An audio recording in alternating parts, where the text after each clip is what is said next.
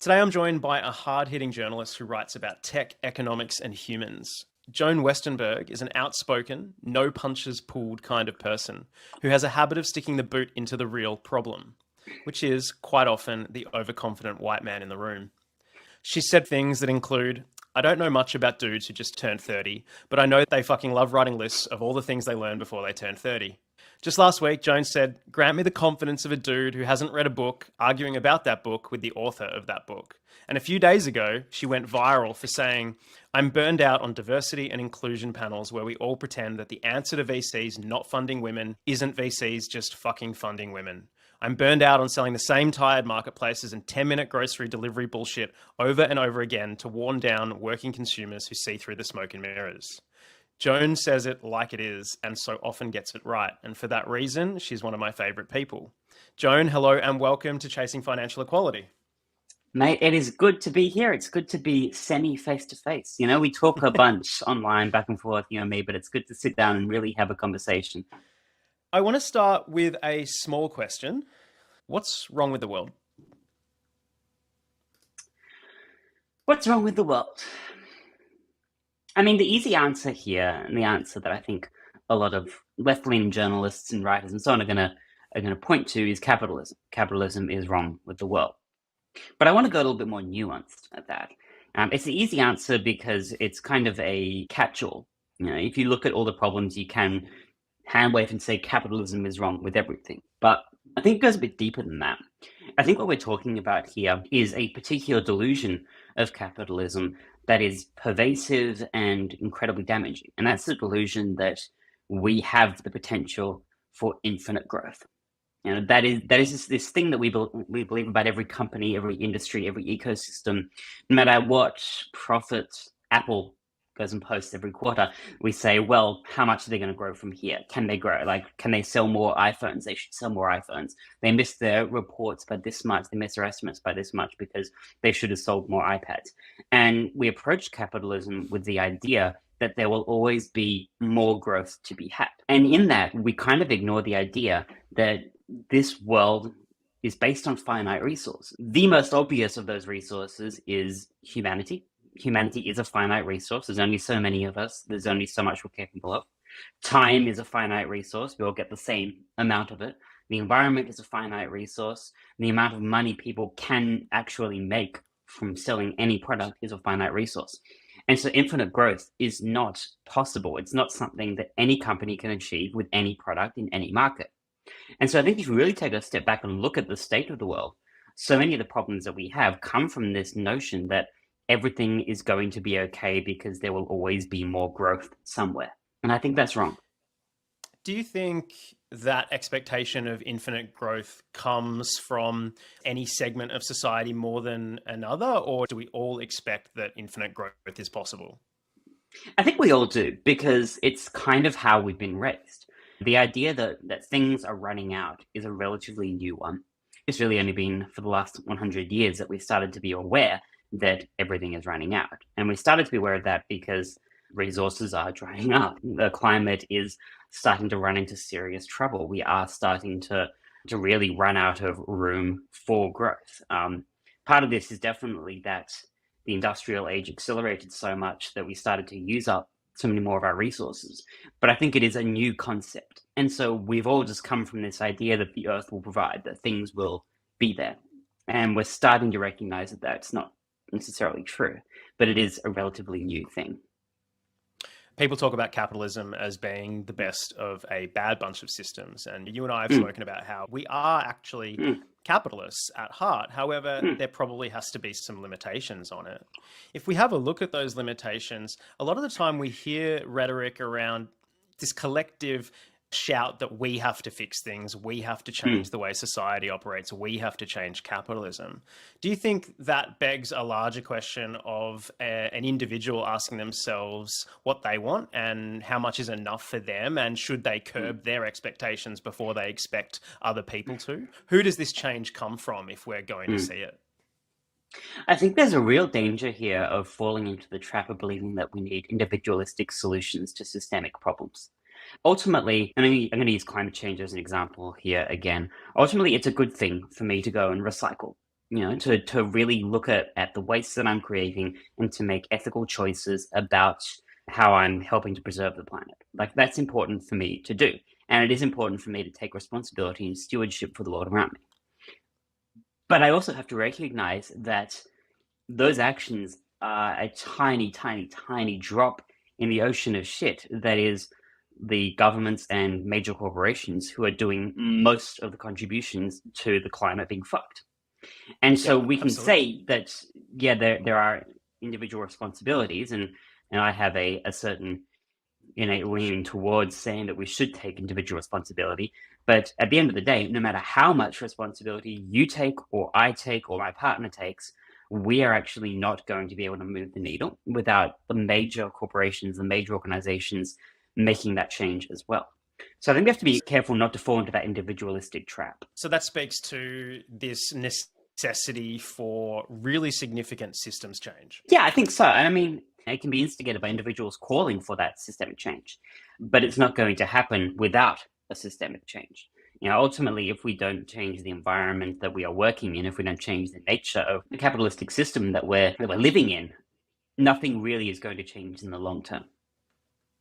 It's interesting, the comparison between, I guess, a climate emergency and an economic emergency, which some people, myself included, have labelled almost as a finance industry emergency, because largely the groups within our society that capitalism most benefits are also the people that are in charge of our finance industry. But if we have a look at capitalism as a whole, do you think it benefits all people equally? We say it's the best of a bad bunch of systems. Is it a problem because it benefits some people more than others? And in any system, there is always going to be a level of inequality, which I think is going to naturally appear as a result of the differing efforts people put into their work, what they want, and the different goals and value systems that people have. So that's my wishy-washy beginning to this answer. But I do think that because we're looking at systemic problems, there are systemic inequalities that are incredibly clear and that are growing. Now, a part of this comes down to wealth distribution, a part of it comes down to resource distribution. But I think that if you look at the current world that we live in, you can't say that some people are not more successful than others purely based on where and how and to whom they were born. And so I think if we say, yes, we're in a globally capitalist system, which I think we can all very much agree on, somebody who is born to a long line of successful industrialists is going to have much more advantage than somebody who is born to a couple of school teachers. And I think what we're really talking about here is a system that does not give everyone the same starting point. If it gives some others advantages that many don't get, if those advantages are the things that equip or arm people to affect change, if they have different motivations because of their different experiences within a system, who are we going to see the change within that system come from? If certain people have more money, they get the benefits of capitalism against those that don't have the money. But it's those who don't have the money that most need to see that systems change. It's also those people that have the most motivation to go out and pursue it. Do you think we have to address issues of funding these people? And if that's the case, how can we expect people who benefit from capitalism to reach into their pocket and invest in solutions that might address some of the problems that don't affect them? I don't think we can expect the people who benefit from capitalism to make active choices to help those who are not benefiting. And I say that because for however many decades, we keep going, but the billionaires are philanthropists and the rich are going to help the poor. And they fucking don't. We don't see that bleeding through. We don't see it working at all. The truth is that trickle-down economics is an utter myth. When the rich get richer, the poor don't actually improve their lives at all. The poor continue to stagnate and the wealth continues to be concentrated. And so I think what has to happen is that we've got to stop believing in this fairy tale that if you give somebody enough money, they're going to become a better person and start to help people. And we have to begin essentially democratically regulating these people and ensuring that they are doing what has to be done. And if they won't do what has to be done, we've got to tax them. And as much as I hate to say it, we live in a shared society, and that society is supported by taxes. And if people have an inordinate amount of resources and are not doing their part to help the rest of society, then they should be fucking taxed. So, a larger portion of society has placed their faith in this notion of the startup, this notion of the startup as being this place where really innovative ideas can originate from seed and propagate out and change the world. And we've got VCs, venture capitalists that are instrumental in the startup space. And they tell us on all of their websites at every convention that they're investing in visionary founders with visions of changing the world. Do you think that's true? I think it's mostly marketing drivel. If you look at the vast majority of the funding that is out there, that funding is going to straight white men who are building the same products over and over again. One of the stats that was just released the other day showed that less than 1% of the funding in the last quarter in the US went to black founders, disproportionate to all other funding. And that's years on from the promises that were made by everyone from SoftBank to Andreessen Horowitz in the wake of George Floyd's murder. Like, people promised that they were going to start funding black founders more. And they haven't. In fact, that funding has declined. The idea that we're funding innovative ideas is pure fantasy going on the data alone, because to say that we are funding innovative ideas and only funding white people is to say that only white men are coming up with innovative ideas. And I just find that to be rather ludicrous. Airtree announced yesterday a $9 million seed round for a company founded by a dude who had a $1.6 billion exit a few years ago. And I asked the question, the dude didn't have a spare seed round of his own after a $1.6 billion exit. Like, why is he getting more venture capital funding when other founders who have innovative, challenging ideas are not? And that does not come down to anything beyond marketing dribble. If we're funding wealthy white men to build companies, who do we think those companies are mostly going to benefit? It's just going to continue concentrating wealth at the top. It's going to keep on providing wealth to that 1%. Because if you trace the money back from any major fund, eventually you reach the same people, you reach the same groups, the same demographics. All of that just continues to compound. I'm just thinking, if banks started loaning money to men but not women, the government would likely step in with stronger regulations. But venture capital discriminates that way, that the data is clear.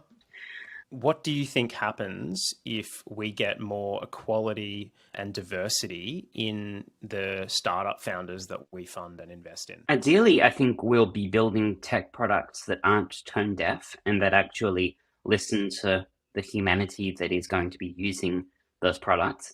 And hopefully we'll get projects and ideas that contribute to the betterment of our society instead of the destruction of our society. I'm thinking about AI in particular at the moment. We need AI that is built by a diverse range of voices and ideas, because if we don't, we'll come up with homogenous systems that perpetuate existing biases. Right. And I guess some people could argue that we're still using systems that are no longer fit for purpose. And if we build future systems with those same biases, they're going to be increasingly less fit for purpose and further alienate people within our society that we need to bring into the conversation more than we exclude them. 100%. I think about the tech demo from a few years ago of a AI-powered hand sanitizer dispenser that was built to recognize hands that were passed under a sensor, and it was only built by white people, and so only recognized white hands.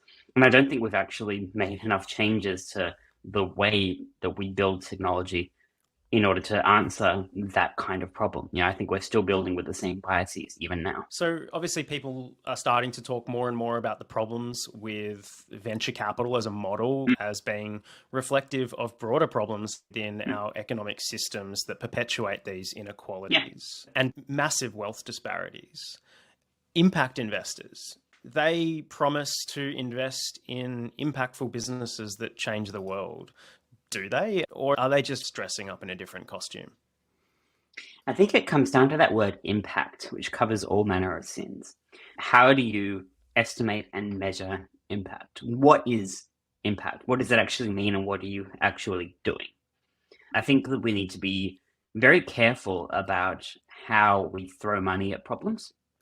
And I think we need to question whether impact investors are doing more harm than good in some of the places that they put that funding. I do think that we can't expect good causes to be invested in purely because they're good causes. I think that a lot of things that are good can still be profitable and should still be profitable, because otherwise we're going to wind up losing a lot of money in a lot of different areas. But I think we should be separating those two things out. So I think putting money into something to have an impact and to change the world and to make things better is great. But I'm not sure we should call that investing, because I'm not sure we should be looking to get a financial return out of it. I think if we're looking at investing, we should be talking about commercial companies. And if we're looking at funding, we should be talking about common goods and things that are going to be helpful for the world.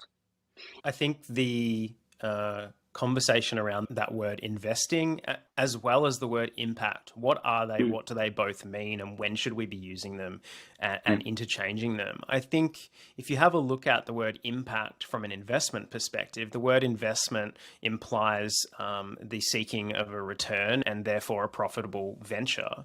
If we look at impact through the eyes of, say, a philanthropist or a not-for-profit organization, they're going to look at impact really differently, or at least be open to looking at impact more broadly than someone who needs to make a financial return out of it. So perhaps there's an opportunity for us to have a conversation and say, well, hang on a minute, we've got philanthropic ventures, we've got not-for-profits all around the world that all day, every day throw hundreds of millions of dollars at problems, not expecting a return and only expecting impact. Maybe it's time we had a look at these ventures, these not-for-profits, backing some of the, I guess, ventures that the VCs look at and say, well, look, it might be profitable, but it's just not really what we're looking. Do you think there's an opportunity to couple some of those, what are for profit, but for massive impact ventures that the VCs look at and say, well, I can't float that, I can't flip that. This is more for the impact than it is for the profit. But if we change who we're having that conversation with, perhaps there's an opportunity to ask, should we be allowing some of our largest not-for-profits to become investors in these social impact companies? Short answer, yes. A long answer, it really depends on the individual context and companies. One of the problems that we're running into is that for government, they want to have sweeping regulations that capture a whole field of something, because it's easier to build laws and regulations around that. But in practice, these things are so much more complicated and complex. I think a part of this comes down to the fragmentation that we have in the financial sector, in the government sector, and in the tech sector. You know, we have competing incentives and competing goals that just are not aligning.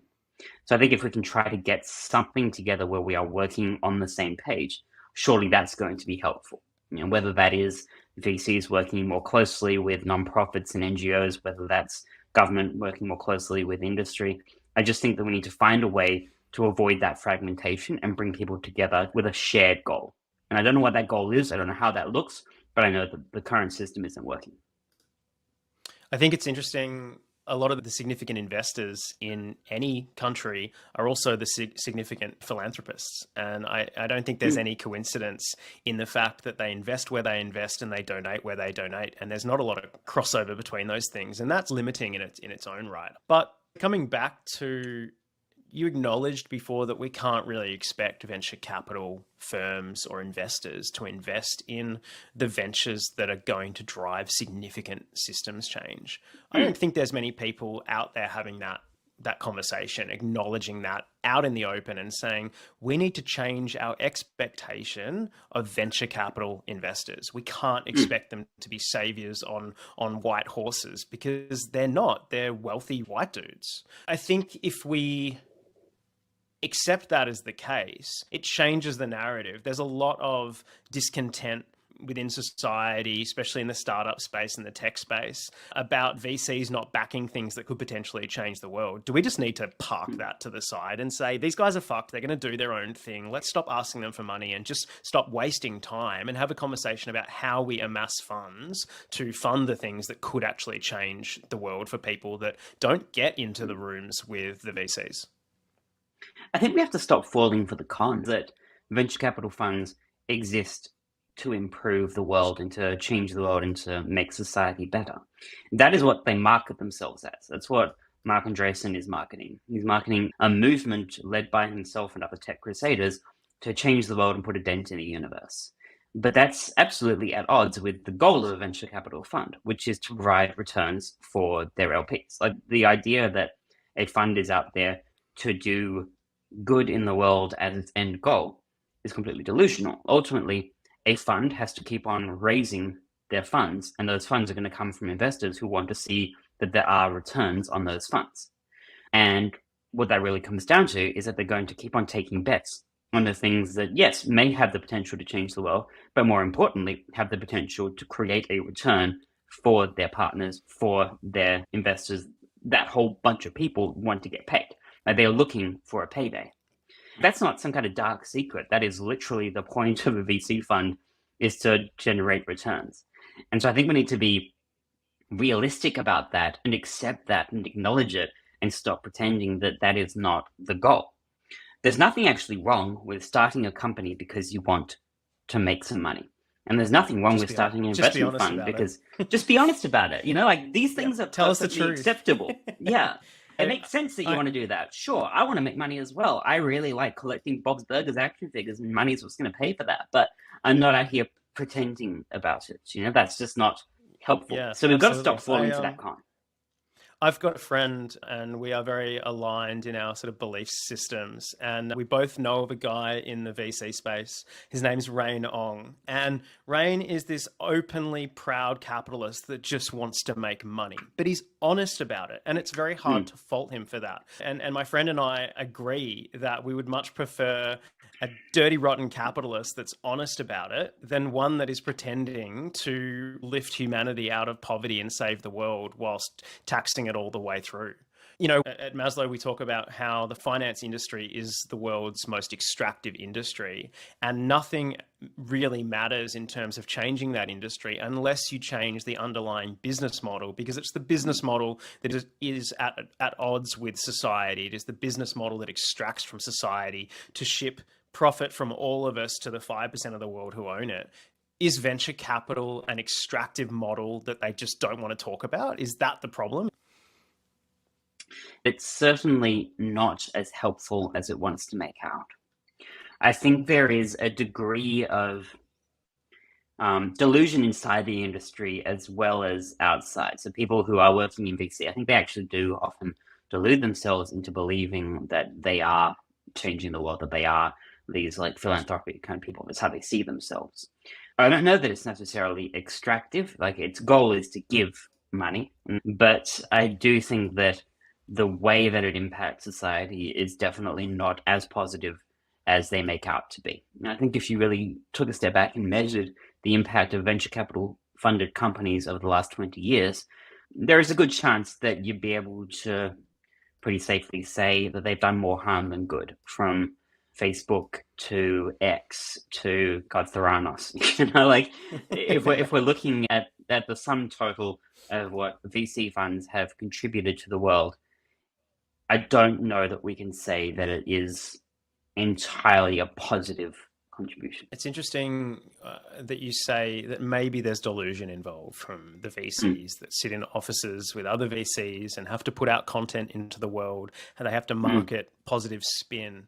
Maybe it's this self-preservation style of delusion about the job they're going to every day, and that becomes this infectious thing that they all, you know, speak to drive this conversation, to drive the conferences and the pitch nights and this sense of community. We're all helping each other, but not really. We're not. All we're doing is trying to make money, and that can be a pretty dirty thing in today's world, to put your hand up in public and say, hey, we're here to make cash, bucket loads of cash, and that's our job. And that doesn't get interviews, it doesn't sell ticket pitch nights or get you accepted to South by Southwest. No, it doesn't. You have to say, hey, there's all these problems and we're fixing them, but maybe they're not.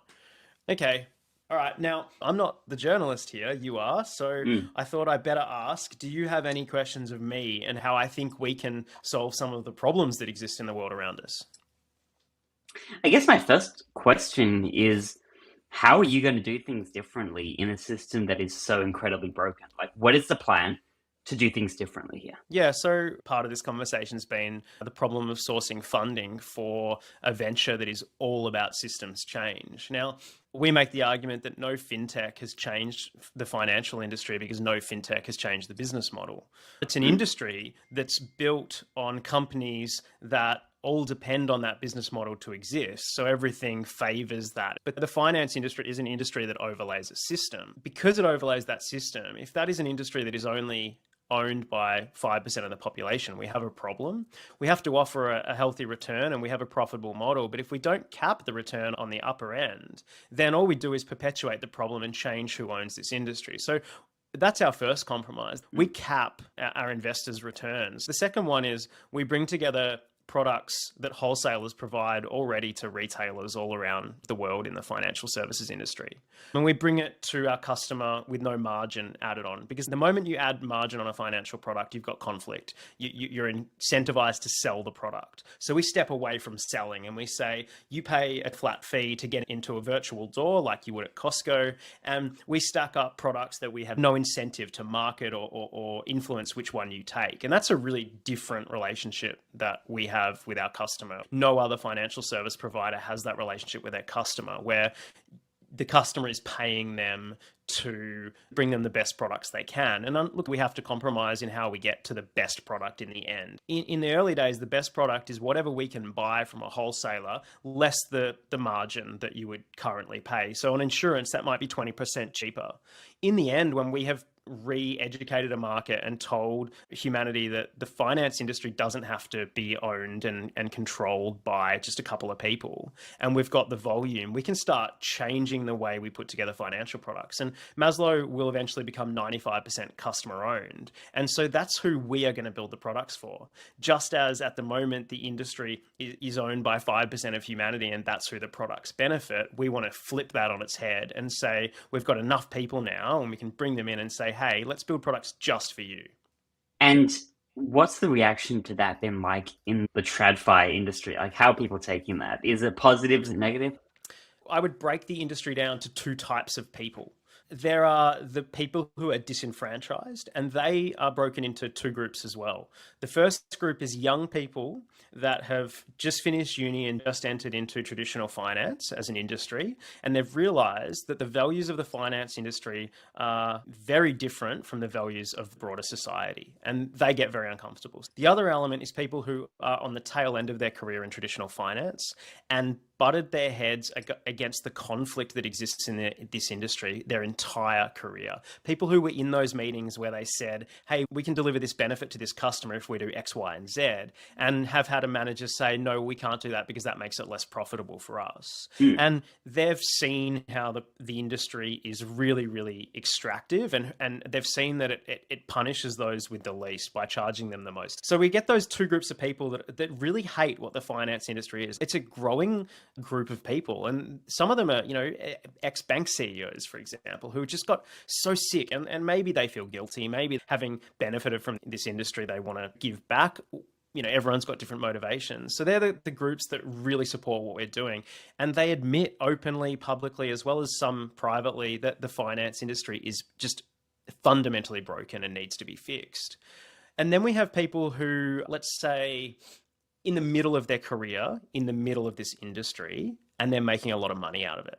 And they don't think there's anything wrong with it. And, I always make this argument that you've got rooms full of people designing and building products that none of them use. And so they don't think there's anything wrong with these products. When you're charging someone 40% interest to borrow money, you're helping that person go backwards. And every time they borrow money, they're going further backwards. And, we've got this industry that does that. And so there's people who have a conscience and who have seen how damaging it is. They're really supportive. But the people who are making the most money out of the industry, they don't think there's anything wrong with it. How do you change their minds? We have to, look, there's a lot of data out there that supports our position beyond question. But as you know, not everything that we say and do as people is rational. And there's that quote, it's very hard to get someone to believe something that their wage depends on them not believing. And that rings true in the finance industry, but there's one extra layer of it that makes it even harder. Because by implication, if this is the largest industry in the world, and it is, it now equates to 25% of global GDP. It makes more profit than the GDP of Italy. And it does that by extracting from society, from all of us, to benefit a few people. Now, if you're one of the people that benefits from that, if you work within this industry, that's a pretty hard thing to grapple with morally. And so their careers and their salaries depend on them believing that this industry is absolutely fine, there's nothing wrong with it, and their conscience requires them to believe that there's nothing wrong with it. So it can be very, very hard. And that's why we speak to most of the people that the industry doesn't benefit, and those are people show us enormous support. And that's why what we're doing has to be a groundswell up rather than a top-down change. How we get there without upsetting too many people along the way and having roadblocks thrown in front of us is another challenge. But, we've got some plans around that as well. I'm excited to see how this progresses. It's an unusual approach to a financial company. It's something that I haven't seen before. And in the world that we're facing, the world of VC bullshit and finance nonsense, look, it's exciting for me, and I want it to work, put it that way. So do we, very much. We went through a process over the last couple of years of speaking to organizations, companies, institutions that really loved how our narrative resonated with the customer base. They call it the customer base, I call it society, because, I have a healthcare perspective, and my healthcare perspective says that people are patients, not customers. Talking about that word before, defining what investing means, defining what impact means. Well, if you define a person as a customer, that really changes how you see them. If you define them as a patient, which is my default to pretty much everyone I meet in my life, there's someone that you've got to show care to and help move forward, help get ahead, then that changes the conversation you have with them. I think if we have a look at our partnership potential, we're limited in who we can partner with, because if you have a business model that is entirely dependent on the status quo, on the finance industry being perfectly fine, there's nothing wrong with it whatsoever, and we don't need to change anything, then you have no incentive whatsoever to partner with a startup who believes that it all needs to change. And we believe it all needs to change because most people that are outside the industry believe that, and that's how they experience the finance industry. But it's taken us a long time to realize that there are actually quite a few partners that could benefit greatly from a partnership with us. So we have to have a banking partnership to go to market, for example. And, if you have a look at what Upbank did with Bendigo, Upbank was essentially a software company. And, we are essentially a software startup. We're just in the finance space. Upbank did a partnership with Bendigo to allow them to offer bank accounts to a market that Bendigo's brand did not speak to, right? Now, what if we can find a partner that wants us to do that for the right reasons? And it just so happens that there are some really good examples in the Australian market, and actually all around the world, of organizations that are owned by their customers and are really big and really significant in terms of their resources as well as their credibility, because they've been established in the market for a long time. And these organizations are really keen to ask this question of how do we deliver greater benefit to our customers? And they're actually asking one of my favorite questions that exists at the moment around what is social impact? What is improving customer value? And there are a number of organizations that are starting to extend that question out. How do I extend or improve on my customers' experience of life, not just experience with me as a provider to them, but how do I improve on the society around them? And we're really interesting to those companies. So we'll likely do a banking partnership with a really large customer-owned bank that is now asking questions of, hang on a minute, we have to be beyond profit. We're already making money, and that's fine, but our customers own us and we are committed to improving their lives. We can no longer do that unless we improve the society around them. That makes sense, honestly. Yeah. If I can finish with one question, if you could change one system that we use or one part of a system that you think would lead to the most significant change in where the world is headed, what would you change? What lever would you pull? Universal basic income.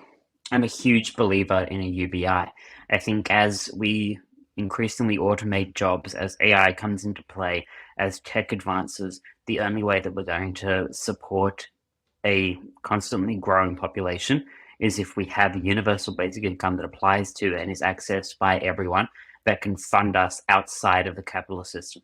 I'm a huge believer in this, and I don't see an alternative to it. As AI draws closer to affecting everything around us, how far away do you think a universal basic income is, given that most people have said it is inevitable? I don't think humanity can afford for it to be more than a decade away. I think if it takes longer than a decade, the amount of social unrest that is going to spill over will be incredibly dangerous, incredibly harmful for pretty much everyone in society, and certainly for the people who are in power. Would you argue then that the coming economic inequalities present probably a greater emergency for humanity than climate? Too. I think they go hand in hand. I think what we're looking at is the end game of a system that has treated every resource as infinite. And that end game is a joint cataclysm. It's an economic crisis, it's a climate crisis, it's everything blended into one. And I think separating these concepts out is harmful because they are so related. You know, pursuing infinite growth has a human cost and it has an environmental cost, and eventually we're going to have to pay those costs, and that's what's coming. Absolutely, and it just leads to a further polarized political landscape that amplifies all of the problems. Yeah. Absolutely. We can't separate this stuff. It has to be addressed together. It's been described that we are experiencing a polycrisis, which is the convergence of four independently horrific crises. One of them being wealth inequality, one of them being climate, one of them being growing authoritarianism. If we have a look at who these problems all affect most, it's not the wealthy. And so it's a really interesting question about where this change is going to come from. But I definitely think it has to come from, larger and larger groups of people within society that are not individually very powerful, but together can drive change that the people at the top have no incentive to drive. I would agree with that.